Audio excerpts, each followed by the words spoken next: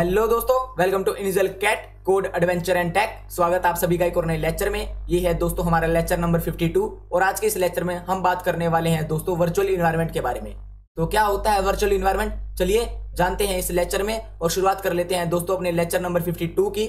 तो दोस्तों आप जैसा कि स्क्रीन पे देख ही पा रहे हैं, आज हमने पहली बार शुरुआत की है दोस्तों कमांड प्रॉम्प्ट के साथ। ठीक है, तो इस कमांड प्रॉम्प्ट को हमने क्यों खोल रखा है ये मैं आपको थोड़ी देर में बताऊंगा। पहले हम बात कर लेते हैं दोस्तों वर्चुअल इन्वायरमेंट के बारे में। तो आप दोस्तों वर्चुअल इन्वायरमेंट से क्या समझते हो, नीचे आप मुझे जल्दी से कमेंट में इसका आंसर देना। ठीक है, कि वर्चुअल का मतलब आप क्या समझते हो। मैं आपको बताता हूं दोस्तों, वर्चुअल का मतलब होता है हूबहू उसी के जैसा, या आप ये बोल सकते हो दोस्तों कॉपी क्रिएट करना किसी भी चीज की। ठीक है, उसे हम क्या बोल देते हैं दोस्तों, वर्चुअल बोल देते हैं। मतलब असलियत में वो नहीं है, पर क्या है दोस्तों उसी के जैसा है, उसे हम क्या बोल देते हैं दोस्तों, वर्चुअल बोल देते हैं। अब दोस्तों यहाँ पे वर्चुअल इन्वायरमेंट क्या है, पाइथन के अंदर वर्चुअल इन्वायरमेंट क्या है।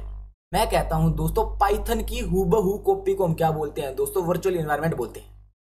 आप बोलोगे भैया पाइथन की कॉपी को, हाँ, जो पाइथन हमने गूगल पे से डाउनलोड किया था उसी पाइथन की कॉपी को हम क्या बोलते हैं दोस्तों, वर्चुअल इन्वायरमेंट बोलते हैं।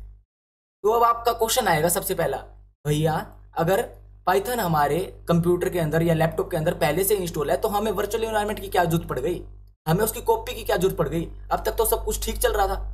मैं कहता हूं हाँ, अभी तक बिल्कुल ठीक चल रहा था और आगे भी ऐसे ही बिल्कुल ठीक चलेगा, उसमें कोई दिक्कत की बात नहीं है। पर दोस्तों जब आप प्रोजेक्ट क्रिएट करोगे, जब आप पाइथन के अंदर आप प्रोजेक्ट क्रिएट करोगे, ठीक है, कुछ भी डेवलप करोगे, तब क्या होगा दोस्तों, आपको ना एक वर्चुअल इन्वायरमेंट की नीड होगी। अब आप बोलोगे भैया क्यों नीड होगी, अब मैं आपको बताता हूँ। फॉर एग्जाम्पल दोस्तों आप सभी को पता है कि पाइथन के वर्जन जो है ना वो अपडेट होते रहते हैं।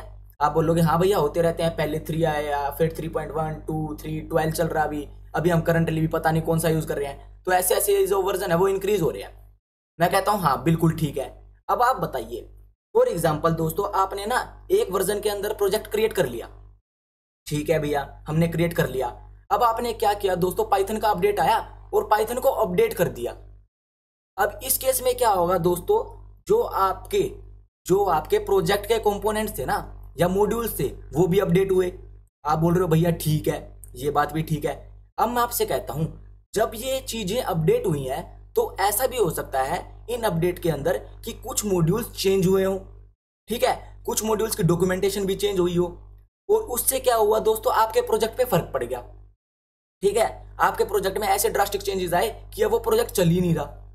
तो उस केस में आप क्या करोगे भैया, फिर तो काफी ज्यादा गड़बड़ी हो जाएगी, हमें ना सारे मॉड्यूल्स को वापस से चेक करना पड़ेगा, अपने सारे कोड को वापस से चेक करना पड़ेगा।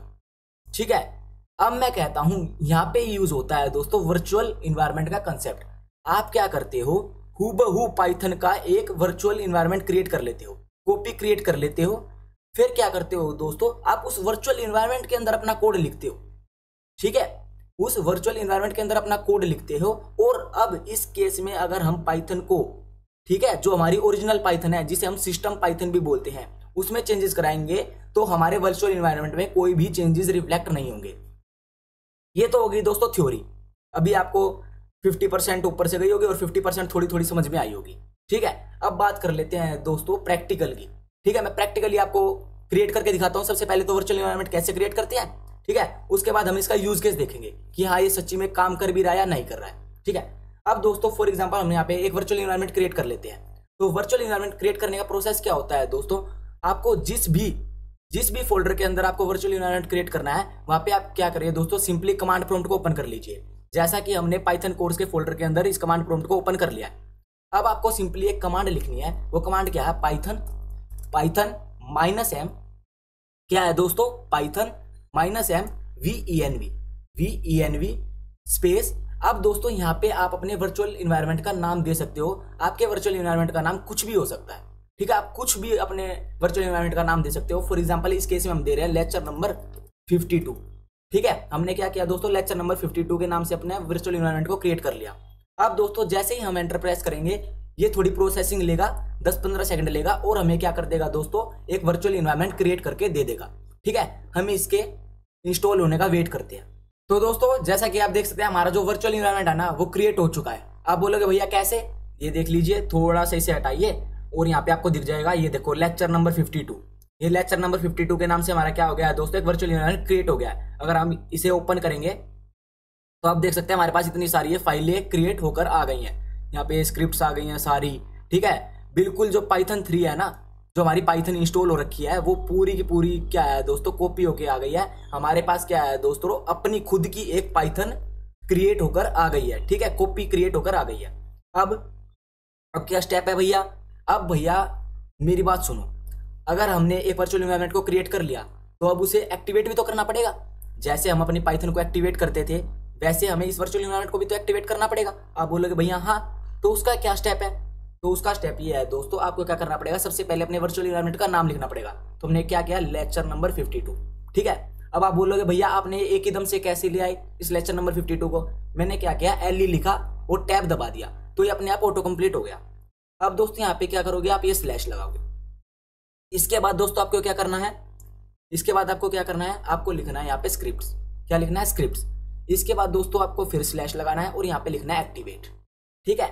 अब दोस्तों जैसे ही आप एंटर प्रेस करोगे आपका वर्चुअल इन्वायरमेंट एक्टिवेट हो जाएगा। बस इतना सा काम था। अब दोस्तों इसकी पहचान क्या है, आप देख सकते हो दोस्तों यहाँ पे लेक्चर नंबर 52 जो आपके वर्चुअल इन्वायरमेंट का नाम था वो लिखा आ गया है। आपको पता चल गया है कि मेरा जो वर्चुअल इन्वायरमेंट है वो क्या है दोस्तों, प्रॉपरली एक्टिवेट हो चुका है। अब दोस्तों मैं आपको डिफरेंस बताता हूं क्यों हम वर्चुअल एनवायरनमेंट को यूज करते हैं और क्यों ये हमारे सिंपल जो इन्वायरमेंट है, जो हमारा सिस्टम का इन्वायरमेंट वाला पाइथन है उससे कैसे अलग है। अब दोस्तों फॉर एग्जांपल हम ना इससे एग्जिट कर लेते हैं। तो एग्जिट करने का क्या फंडा है इसके, आप यहाँ पे सिंपली लिख सकते हैं डीएक्टिवेट, ठीक है। आप यहाँ पे सिंपली अगर डीएक्टिवेट लिखेंगे, एक्टिवेट, ठीक है, और एंटर प्रेस करेंगे तो आपका ये वर्चुअल एनवायरनमेंट जो है वो डीएक्टिवेट हो जाएगा। अब दोस्तों अगर आप यहाँ पे ना हमारी जो सिस्टम वाली पाइथन है, जो हमारी नॉर्मल पाइथन है, उसके अंदर दोस्तों हम ना एक मॉड्यूल इंसर्ट करते हैं, ठीक है। पिप इंस्टॉल, फॉर एग्जांपल हमने यहाँ पे पांडास को इंस्टॉल कर लिया, ठीक है। एंटर प्रेस करते हैं, हमारा जो पांडास मॉड्यूल है वो इंस्टॉल होना स्टार्ट हो जाएगा। ये चीज मैंने आपको पहले ही बता रखी है कि कैसे आप किसी भी मॉड्यूल को इंस्टॉल कर सकते हो पिप की मदद से। तो दोस्तों वेट करते हैं थोड़ा सा एक बार।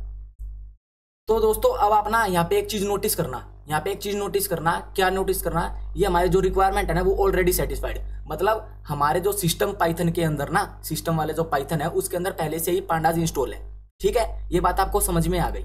अब दोस्तों अगर आप यहाँ पे कमांड को ऊपर वाली को कॉपी कर दोगे और अपने जो वर्चुअल एनवायरनमेंट है उसको एक्टिवेट कर दोगे, ठीक है। अगर यहाँ पे एंटर प्रेस कर दें और अब यहाँ पे लिखें पिप इंस्टॉल पांडास, पिप इंस्टॉल पांडास। अब आप मुझे बताओ इस पाइथन के अंदर हमारा पांडास इंस्टॉल होगा या नहीं होगा। नीचे कमेंट में मुझे जल्दी से आंसर बताना इसका, ठीक है। अभी के लिए हम यहाँ पे क्या कर लेते हैं, एक बार एंटर प्रेस करके देख लेते हैं। अभी थोड़ी प्रोसेसिंग लगेगी दोस्तों, फिर चेक हो जाएगा कि हमारा जो पांडास है वो इसके अंदर इंस्टॉल है या नहीं है। अब आप क्या देख पा रहे हो दोस्तों, ये क्या कर रहा है, पांडास को इंस्टॉल कर रहा है।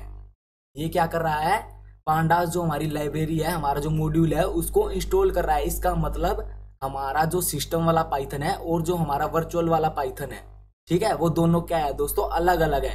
आपको कुछ समझ में आया। अगर आप अपने सिस्टम वाले पाइथन के अंदर चेंजेस करोगे तो आपके वर्चुअल के अंदर कोई चेंजेस नहीं होंगे, ठीक। ये था दोस्तों मेन मकसद बस। इसके अलावा दोस्तों आपको वर्चुअल एनवायरनमेंट के बारे में जानने की और कुछ भी जरूरत नहीं है। बस वर्चुअल एनवायरनमेंट क्या है दोस्तों, वर्चुअल एनवायरनमेंट एक कॉपी है हमारे सिस्टम पाइथन की, जो हमारे सिस्टम पाइथन को वर्चुअल एनवायरनमेंट से अलग करता है, ठीक है। अब इस केस में अगर आप अपने सिस्टम पाइथन के अंदर कुछ चेंजेस करोगे तो आपके वर्चुअल एनवायरनमेंट के अंदर शो नहीं होंगे, और अगर आप अपने वर्चुअल एनवायरनमेंट के अंदर कुछ चेंजेस करते हो तो आपके सिस्टम वाले पाइथन के अंदर चेंजेस शो नहीं होंगे, ठीक है। कैसे इसे इंस्टॉल करते हैं वो भी बता दिया है, कैसे इसे एक्टिवेट करते हैं वो भी आपको बता दिया है, कैसे इसे डीएक्टिवेट करते हैं आपको वो भी बता दिया है, ठीक है। अब दोस्तों मैंने यहाँ पे कमांड प्रॉम्प्ट में क्यों करके दिखाया, यहाँ पे क्या है दोस्तों, थोड़ी कमांड जो है वो ईजियर है। आप कमांड सिंपली जो टर्मिनल में VS कोड के टर्मिनल में भी लिख सकते हो, पर मैंने कमांड प्रॉम्प्ट को थोड़ा एक बार बताना अच्छा समझा। अगर आप यही कमांड अगर VS कोड में लिखोगे, फॉर एग्जाम्पल मैं आपको करके भी दिखा देता हूँ एक बार ना, ये पैकेज इंस्टॉल होने में थोड़ा टाइम ले रहा है तो एक बार इसको एक बार कंप्लीट होने दो, ठीक है। पहले एक बार इसे कंप्लीट होने दो फिर चलते हैं अपने VS कोड पे। तो दोस्तों जैसे कि आप देख सकते हैं हम अपनी VS कोड वाली स्क्रीन पे आ गए हैं, ठीक है।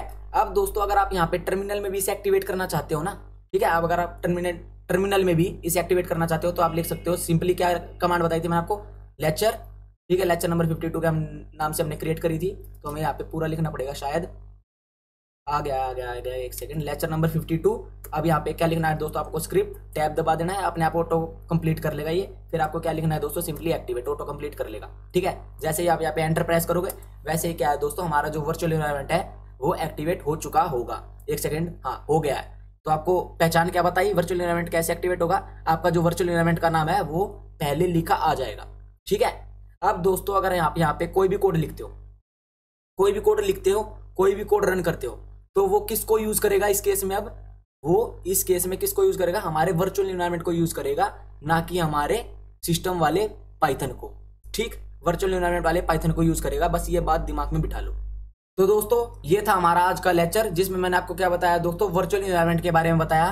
ठीक है, ये कैसे सिस्टम एनवायरनमेंट से अलग है, ठीक है, सिस्टम वाले पाइथन से अलग है, ये मैंने आपको दिखा दिया है, आपको एग्जांपल करके भी दिखा दिया है, बिल्कुल लाइव प्रूफ दिखाया है। ठीक है, उसके अलावा दोस्तों कैसे हम इसे इंस्टॉल कर सकते हैं, कैसे हम इसे क्रिएट कर सकते हैं, कैसे हम इसे एक्टिवेट कर सकते हैं, और साथ ही साथ दोस्तों कैसे हम इसे डीएक्टिवेट कर सकते हैं, वो तीनों चीज मैंने आपको बताई। और मैंने आपको इसका यूज केस क्या बताया दोस्तों, जब आप यहाँ पे प्रोजेक्ट क्रिएट करोगे आगे जाके पाइथन के अंदर, तो हम क्या करेंगे दोस्तों, हम वर्चुअल एनवायरनमेंट की हेल्प से उस प्रोजेक्ट को क्रिएट करेंगे, ताकि अगर हमारे पाइथन के अंदर फ्यूचर में अगर चेंजेस आए तो हमारे प्रोजेक्ट के अंदर वो चेंजेस रिफ्लेक्ट ना हो, उसकी वजह से हमारा प्रोजेक्ट जो है वो क्रैश ना हो। ये हमारा क्या है दोस्तों, मेन यूज केस है। छोटी सी बात है बस, ये क्या करता है, पाइथन की कॉपी क्रिएट कर देता है। क्यों कर देता है, ताकि हमारे जो पाइथन के अंदर आगे फ्यूचर में चेंजेस आए और हम उसे गलती से अपडेट कर लें, तो हमारे इस वाले वर्चुअल एनवायरनमेंट के अंदर वो चेंजेस रिफ्लेक्ट ना हो। दैट्स इट, एक लाइन में यही मतलब था इसका निचोड़। तो दोस्तों आशा करता हूं आपको ये लेक्चर पसंद आया होगा। अगर आपको ये लेक्चर पसंद आया है तो सिंपली इस लेक्चर को लाइक कर देना, दोस्तों का शेयर कर देना, कमेंट कर देना, और चैनल को सब्सक्राइब करना दोस्तों बिल्कुल मत भूलना। मिलता हूं आप सभी से अपने नेक्स्ट व्लॉग में, तब तक के लिए दोस्तों गुड बाय, स्टे सेफ, जय श्री राम। और दोस्तों अगर कोई फीडबैक हो तो बिल्कुल मुझे नीचे कमेंट में बताना। ठीक है, गुड बाय।